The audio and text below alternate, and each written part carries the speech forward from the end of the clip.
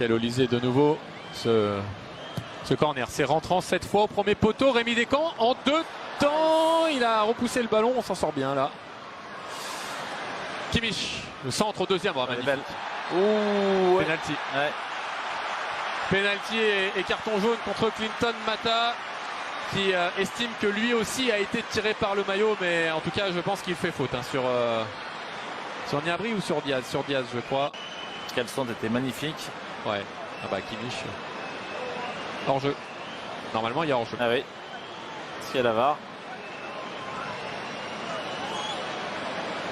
Avec tous les angles on devrait voir là. Là il y a presque quelqu'un qui pourrait dire à l'arbitre qu'il y a hors-jeu. Hein. Parce que là les staffs des deux équipes, après ils tirent le maillot. Ah, il tire le maillot, ouais. Il n'y a rien à dire. Il n'y a rien à dire, sauf que normalement il n'y a pas pénalty puisqu'il y a hors-jeu. Quelqu'un pourrait quand même aller dire à l'arbitre. S'il est une oreillette, ça tombe bien. Ouais. Ils auraient dû le mettre en relation avec nous directement, on lui aurait dit.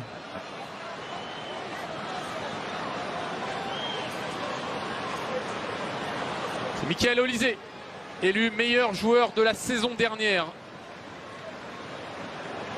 du Bayern Munich par les supporters eux-mêmes.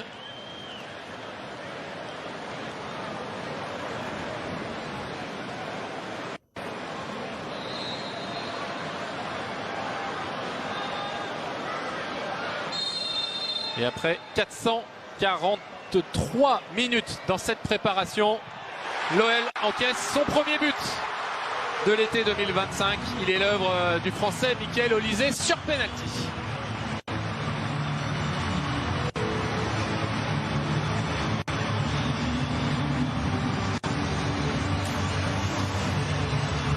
On s'enthousiasme souvent sur un but de Michael Olysée, surtout quand il a le maillot bleu de l'équipe de France lors des Jeux Olympiques ou avec Léa désormais.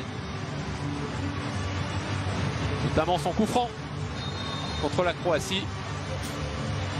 Là on est un petit peu moins heureux parce que c'est contre l'Olympique Lyonnais. Et ce penalty il est bien frappé. Ouais, il met de la force même si Rémi est plongé du bon côté.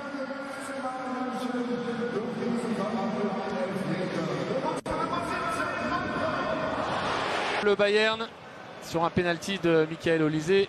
Penalty obtenu par un Luis Diaz qui était au départ en position de hors-jeu. Ouais mais là par exemple Anthony non. Ah bah c'est... Bah, ouais. je sais pas mais... Bon, déjà le ballon. Et ça fait 2-0 mais... 2-0 pour le Bayern, doublé d'Olysée, mais bon, ok, je vais peut-être un peu chauvin, mais sur le premier but, il y a hors-jeu, et sur le deuxième, il y a faute au départ. Donc d'accord, il y a 2-0, mais on a le droit d'arbitrer correctement aussi. Après, il faut pas s'arrêter, ça continue aussi. Le ballon n'était pas forcément bon sur Georges, était assez fort. Et Paulo Fonseca, il est fou furieux, et je le comprends.